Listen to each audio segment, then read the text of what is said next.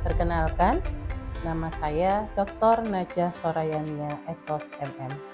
Home base saya di D3 Kebidanan.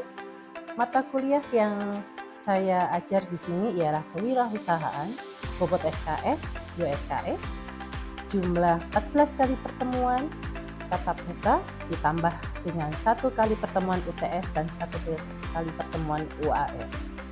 Deskripsi mata kuliah ini membahas tentang pemahaman dan keterampilan dalam bidang kewirausahaan serta sejarah kewirausahaan.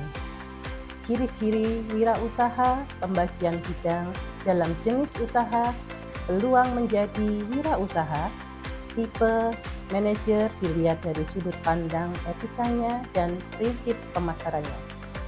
Dalam kuliah ini juga dibahas aspek internal, sumber daya manusia dalam hal konsep, sikap mental, motivasi, dan cara berpikir wirausaha.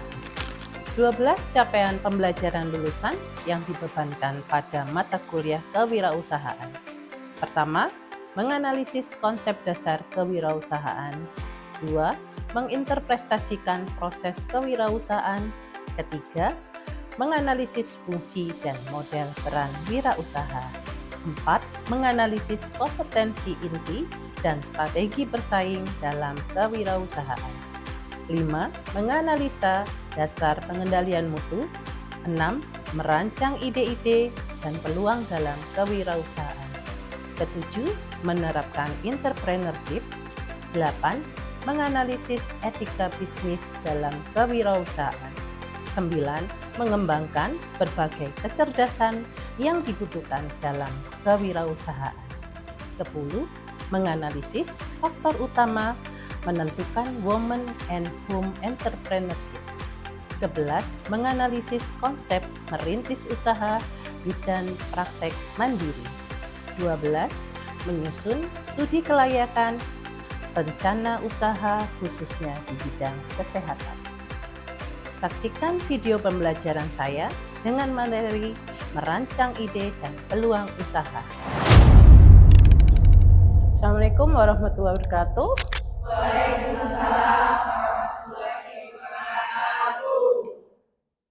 Hari ini Bunia memasuki pertemuan ke berapa? 7. Sebelum kita mulai pembelajarannya, materi Bunia sampaikan, lebih baik kita berdoa dahulu menurut keyakinan dan kepercayaan masing-masing. Doa mulai.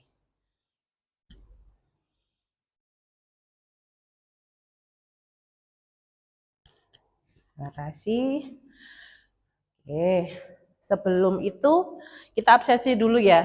Nanti waktu selesainya juga kita absensi lagi. Mungkin ada yang berhalangan atau yang ada keperluan mengerjakan tugas lainnya. Oke. Yang pertama Hillary Fadia. Ya. Eltiana.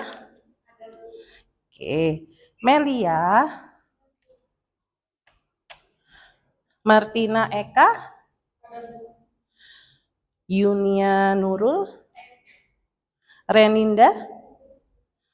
Eva Dwi Wulyaning. Oke. Firda. Selanjutnya Silvi Widiana. Yang terakhir Felicia. Oke, terima kasih. Oke, sudah absen semuanya ya, lengkap semuanya.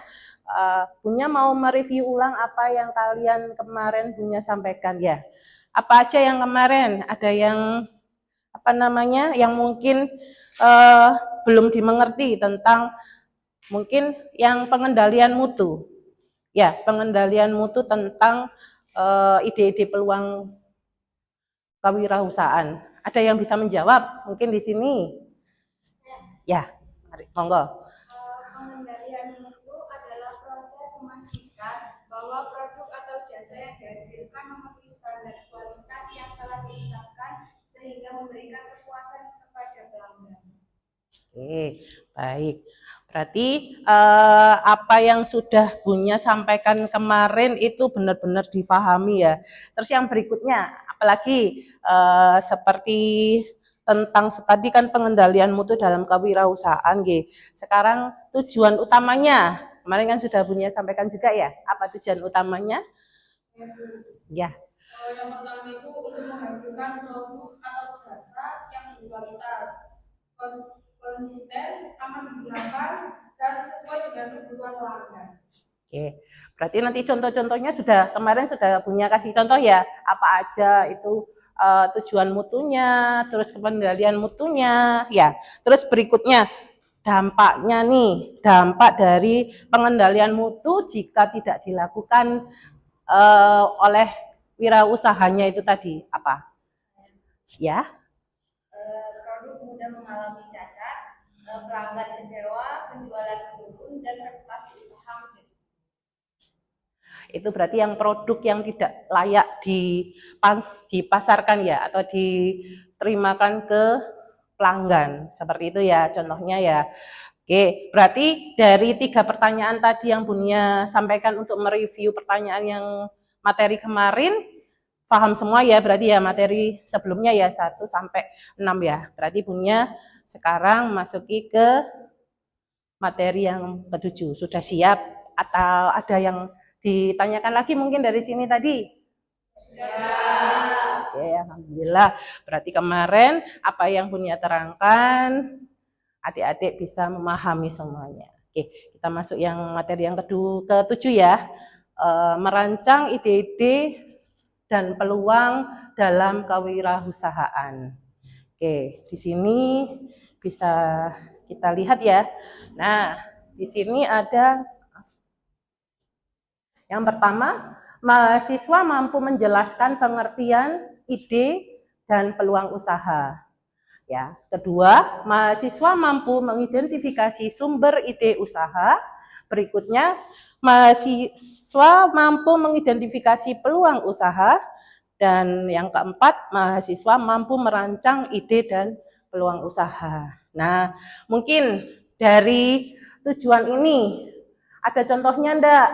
Mampu menjelaskan pengertian tadi sebelumnya sudah direview ulang ya, yang tentang pengertian, ide, peluang usaha, terus mengidentifikasi sumber ide usaha. Mengidentifikasi itu kita harus melihat pangsa pasar kita, ya mau disampaikan kemana. Umpama kita mau melakukan survei, istilahnya pangsa pasar yang seperti apa ya, yang lagi booming atau lagi hype. Ya, seperti itu. Mungkin dari makanan, minuman, seperti itu. Nah, banyak sekali. Apalagi di Jombang kan sudah banyak yang ada kafe, resto, seperti itu ya. Terus kalau peluang usaha juga mungkin dari kalian-kalian juga bisa membuat atau mendaur ulang botol bekas menjadi bunga, karangan bunga, tempat pensil, seperti itu ya. Terus produk tersebut Anda pasarkan, Anda jualkan juga. Seperti itu. Oke, kita lanjutkan. Nah, di sini ada pengertian ide dan peluang usaha. Nah, di sini yaitu Anda Bunya juga sudah terangkan, ide usaha adalah gagasan atau pemikiran yang muncul untuk menciptakan sebuah produk atau jasa yang dapat memberikan manfaat dan memiliki nilai ekonomis. Ya, idenya ada, tetapi pangsa pasarnya kita juga harus tahu. Mana kita yang akan pasarkan kemana, seperti itu. Kalau mahasiswa mungkin sekarang ada sistemnya, kalau dijual langsung susah ya, mungkin dari sosial media kita bisa. Mungkin dari awal aja, umpama kita merangkai bunga, seperti itu dari daur ulang. Nah, itu juga kita bisa langsung kita pasarkan. Sekarang yang lagi marak dipasarkan di mana? Di online, bagus. Selain itu, live TikTok juga bisa kan? Nah, live TikTok juga bisa. Terus berikutnya kalau memang di online ada biasanya Shopee itu kalau nyebutnya all shop. Nah, itu juga bisa. Kalau dari segi peluang usaha dari segi makanan atau minuman, apa yang sekarang lagi hype juga? Kalau dari segi makanan, kalau Bunya Dubai Cuiwi cookies, ya kan? Sudah pernah nyoba enggak kalian? Loh, harus dicoba karena itu tadi hype-hype-nya sekarang Dupe Chewy Cookies, ya kan? Nah, bisa bikin nggak? Nanti berburu sama Bunia.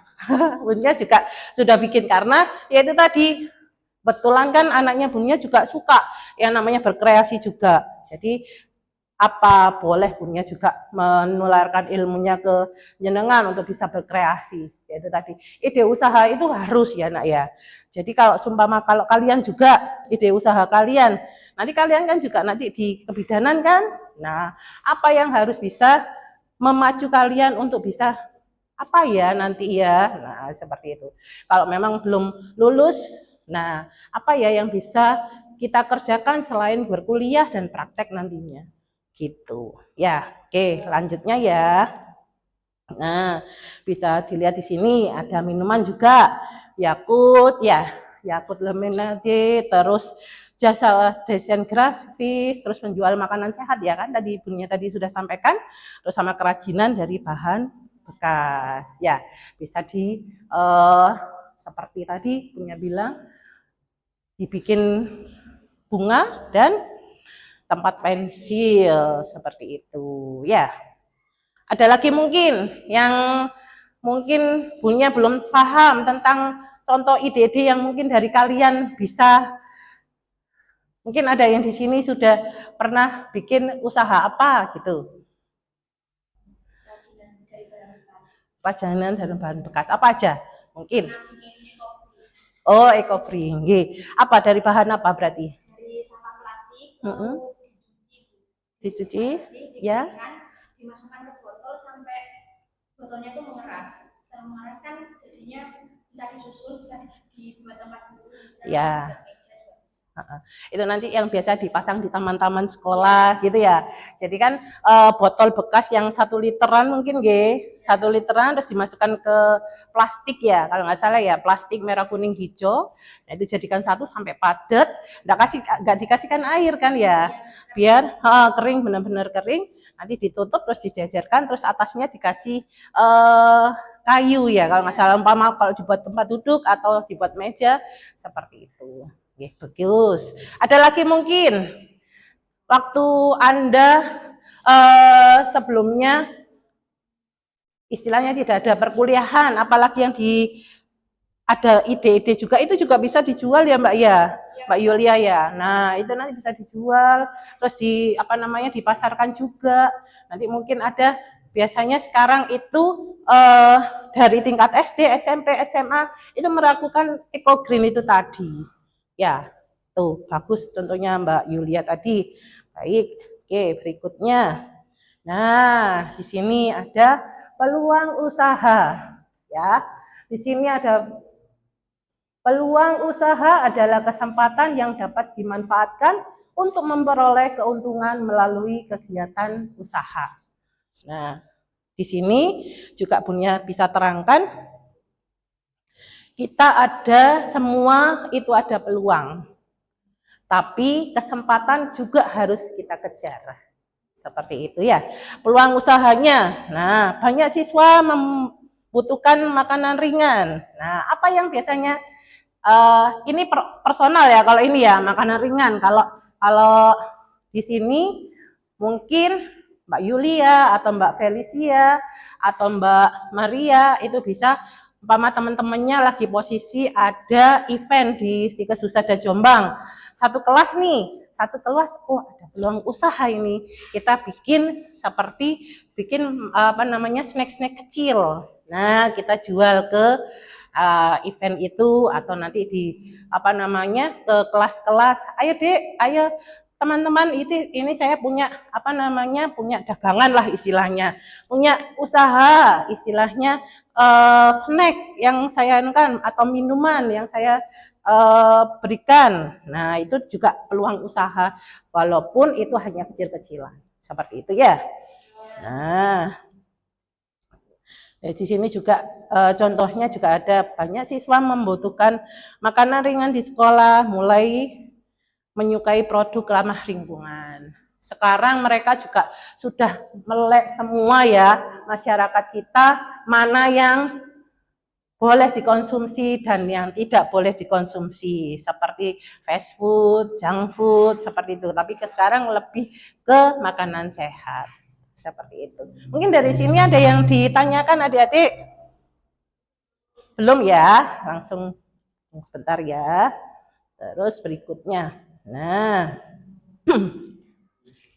sumber ide usaha. Nah, di sini ada yang sudah mempunyai usaha belum? Usaha kecil-kecilan maksudnya. Ya, ada. Apa? Oh, banana nugget. Oke. Ada namanya, Stan? Sudah dikasih nama? Sudah. Sudah berjalan berapa bulan? Oh, gimana? Pangsa pasarnya?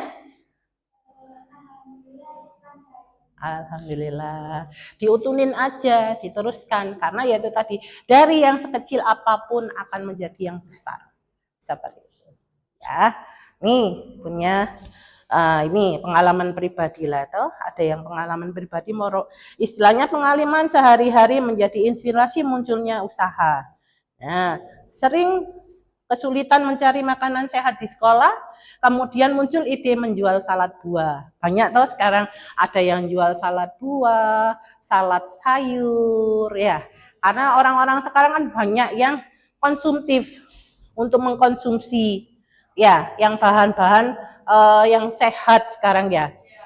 Banyak sekali, umpama Anda sekarang dekat dengan pusat kebugaran, istilahnya di alun-alun, bisa olahraga di sana kan juga bisa ya.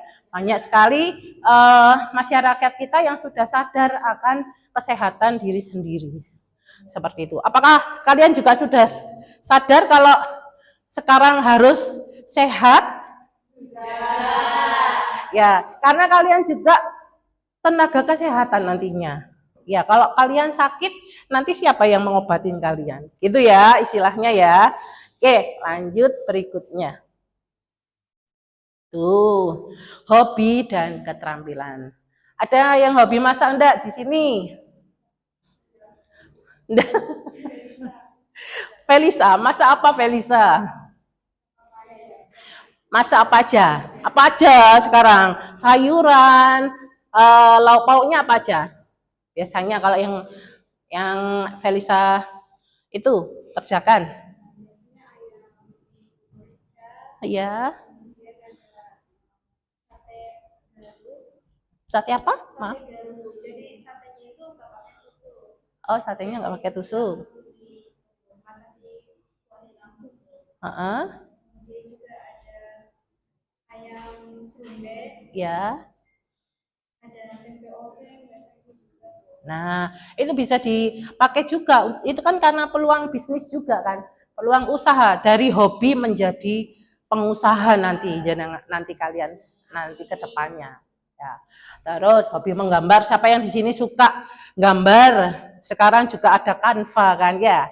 Nah, coret-coret di Canva nanti menghasilkan istilahnya benar semua gambar itu sama. Tetapi yang membedakan tolong di bawah kiri atau kanan nanti setelah hasil menggambar kalian itu ditulis nama kalian seperti itu. Karena itu nanti mungkin 1-2 bulan ini nggak apa namanya istilahnya nggak ada hasilnya mungkin ya.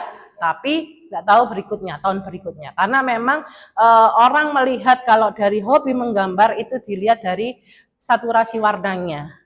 Ya kan, coraknya, warnanya, terus memain arsirnya, seperti itu kan, kalau dari segi menggambar itu, ya, nah, itu kan jadi ilustrasi. Jadi kita menggambar itu juga membutuhkan konsentrasi juga. Oke, kita lanjut berikutnya. Kebutuhan masyarakat. Oke, apa yang dimaksud di sini kebutuhan masyarakat, adik-adik? Nah, mengamati kebutuhan masyarakat dapat menghasilkan peluang usaha yang menjanjikan. Nah, di sini contohnya jasa laundry karena kesibukan kerja. Betul enggak di sini? Ya. Apalagi kalian ya, biasanya habis ngerjain tugas sampai malam, pagi kuliah, lanjut tugas, lanjut kerja kelompok, biasanya seperti itu ya. Kalau kalian masih sebagai mahasiswa, itu jangan salah, bukan hanya sampai mahasiswa aja nantinya. Nanti waktu Anda setelah menjadi tenaga kesehatan juga akan terforsir. Ya, belum lagi nanti kalau sudah menginjak yang tahap berikutnya. Ya, laundry itu memang sangat dibutuhkan ya. Kalau sekarang Anda mencuci sendiri atau langsung dibawa ke laundry? Kalau hujan gimana? Cuci sendiri. Cuman kalau seumpama besok dipakai gimana? Kering, bisa kering. Bisa langsung kering ya. Oke. Bisa kalau memang siangnya panas banget sekali bisa langsung diitukan. Oke. Oke, sekarang ada pertanyaan? Apa punya kasih pertanyaan? Apa pertanyaannya ya? Tadi kan sudah mereview ulang ya pertanyaan punya tadi sudah memberikan materi ke kalian. Oke, pertanyaan yang pertama tadi dibuka slide-nya sebelumnya atau gimana? Sudah bisa ya, apalagi tadi waktu menyampaikan materi tersebut punya juga tidak terlalu lama juga kan. Terus kolaborasi kalian juga ada pertanyaan dijawab. Nah, ada impact dan follow back-nya juga.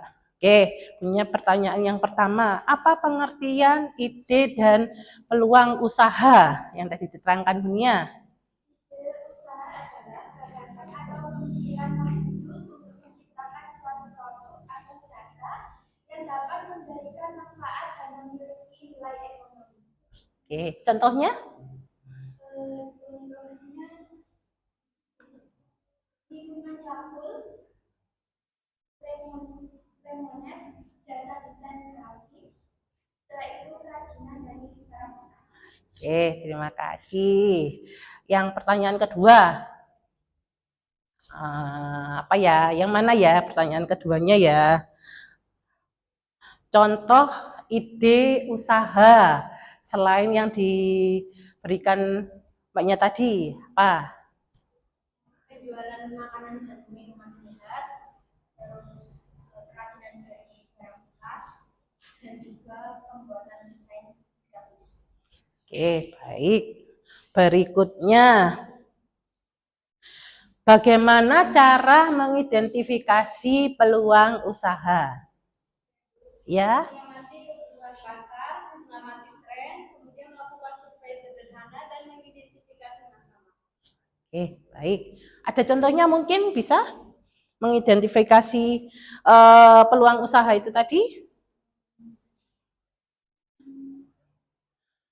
Seperti tadi, peluang pasar mana yang akan kita tuju. Nah, seperti itu harus ada peluang usahanya dan hasilnya itu bisa kita jual kemana. Seperti itu ya, Mbak Feli ya. Oke, tadi pertanyaannya sudah. Lanjut. Ini saya lanjut lagi ya, berarti ya. Oke, perkembangan teknologi.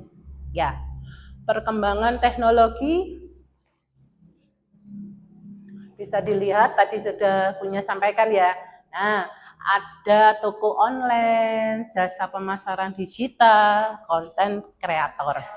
Yang sekarang banyak berbondong-bondong mempunyai cita-cita menjadi konten kreator. Bener nggak? Nah, ada yang di sini jadi konten kreator. Firda, gimana caranya Firda? Saya taunya affiliate gitu. Kalau konten kreator itu seperti apa? Ya, yang penting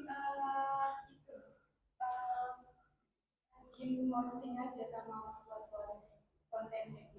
Itu ada waktunya nggak sih? Ada. Biar dapat istilahnya biar dapat rupiah ya. Itu biasanya dari endorse. Dari endorse. Dari endorse biasanya berapa rupiah yang didapat? 500. 500 setiap itu. Tergantung dari brand, kalau brand besar biasanya besar. Kalau konten kreator itu berapa, satu hari itu berapa yang dimasukkan, umpama bikin video atau apa gitu, sesering mungkin. Berarti dari umpama jam 5 pagi sampai jam 12 malam gitu-gitu, atau Kalau untuk FYP itu ada jam tertentu. ada jam tertentunya. Oke. Nanti Bunia akan berguru ke adiknya. Karena ya itu tadi, konten kreator juga perlu, toko online juga bisa. Seperti itu. Ya, terus apalagi terus ya. Nih, di lingkungan sekitar. Nggak kelihatan ya. Nah, di lingkungan sekitar, masalah yang ada di lingkungan dapat menjadi peluang usaha. Nah, itu di sini banyak sampah plastik ya, untuk dijadikan kerajinan daur ulang. Saya jadi bingung. Oke. Ini ada pertanyaan lagi atau gimana? Ya. Mungkin dia bisa berbagi tips sebagai entrepreneur pengusaha yang sukses itu bagaimana?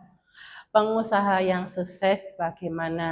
Oke, pengusaha yang sukses yaitu tadi dari pertama ide, terus peluang usaha. Nah, ide yang mau kita pasarkan itu seperti apa nantinya ke mereka yang akan kita tuju. Ya, ndak ujuk-ujuk langsung pengen ini, harus katanya mbaknya tadi harus FYP langsung rame itu kafe atau restonya. Enggak, itu tadi. Jadi harus ada ketekunan. Kalau seumpama belum apa namanya istilahnya kalau di kafe ya satu satu hari itu hanya ada satu orang yang datang ke kafe. Nah, seperti itu. Tapi yo nggak mungkin satu orang ke kafe atau nggak ada sama sekali. Ya, jadi kita harus tekun banget, dari sedikit akan menjadi bukit. Seperti itu. Ya. Oke, baik. Nah, ini setelahnya ini nanti kita itu ya, apa namanya? Jadi bahan UTS ya nanti ya. UTS-nya nanti dikeluarkan yang ini atau yang bahan-bahan sebelumnya? Atau yang next yang berikutnya atau gimana? Yang ini aja ya. Yang misalnya kan kita pakainya kalau Anda maunya yang berapa kali pertemuan ya. Nih. Seperti yang tadi mbaknya pertanyakan ya, gimana caranya menjadi tuan. Nah, ini di sini bisa dilihat. Langkah-langkah merencanakan ide usaha. Yang pertama, betul kan? Yang pertama, menentukan produk atau jasa. Terus yang berikutnya, menentukan target konsumen. Betul kan tadi ya? Dunia bilang tadi ya. Terus menentukan keunggulan produk. Nah, kalau keundangan produk sekarang semua banyak Dubai Chewy cookies ya, sama Yakult tadi. Banyak semua varian minuman yang dicampur Yakult seperti istilahnya. Ya, ada yang mojito, ada yang strawberry mojito, seperti itu ya. Apa sudah nggak ada ya yang campuran Yakult ya? Apa masih ada? Masih ada ya. Semuanya serba dicampur sama Yakult itu tadi. Terus harganya, ya kalau harga kalian itu juga bisa mematokkan sendiri. Yakult satu dibagi berapa minuman seperti itu. Biasanya kalau satu Yakult biasanya dikasih satu minuman, dikasih satu botol Yakult. Seperti itu. Ya. Oke, baik. Juga targetnya. Target konsumennya ya. Target konsumennya juga yang maunya targetnya itu kita pangsanya kemana? Jelas ke anak-anak muda yang sering beristilahnya bukan sosialisasi ya, memang kebutuhan ya sekarang ya. Malam-malam ayo kita nongkrong, ngapain? Ngerjain tugas, nggak di rumah aja atau nggak di kosan aja, kurang enak kalau di rumah atau di kosan. Mending kita ngopi, ngafe kayak gitu ya. Biasanya kan seperti itu, dikit-dikit ngafe, dikit-dikit ngopi, gitu ya. Oke, lanjut. Nah, menentukan cara promosi. Nah, ini tadi yang Mbak Yulia bilang ya tadi ya, promosi dapat dilakukan melalui media sosial, brosur, banner, promosi dari mulut ke mulut. Yang paling di manjur yang mana? Nggak kelihatan. Yang dari mulut ke mulut. Kenapa yang dari mulut ke mulut? Karena kan orang lain kan Udah mencoba. Oke. Yang lain sudah mencoba. Oke, baik. Sosial media, brosur sama banner orang-orang juga males melihat ya. Sekarang ya, lebih baik ke media sosial. Oke, baik, sudah selesai hari ini materi Bunia yang sampaikan dari slide 1 sampai slide 15 hari ini ya. Jangan bosen-bosen menerima materinya Bunia lo ya. Karena materi Bunia itu nanti bakal menjadi ajang kalian setelah selesai dari D3 kebidanan. Seperti itu. Tadi sudah di absen lagi ya. Masih ada kan semuanya 10 tadi? Apa ada yang? Oke. Terima kasih Bunia akhiri hari ini. Semoga materi Bunia yang Bunia berikan bermanfaat dan menjadi peluang bisnis Anda nanti ke depannya. Amin ya rabbal alamin. Wassalamualaikum warahmatullahi wabarakatuh. Waalaikumsalam warahmatullahi wabarakatuh. Terima kasih. Demikian video pembelajaran saya kali ini. Semoga video ini dapat menjadi pertimbangan yang baik dalam proses penelitian sertifikasi dosen tahun 2026 yang saya ikuti. Akhir kata, saya ucapkan terima kasih. Wassalamualaikum warahmatullahi wabarakatuh.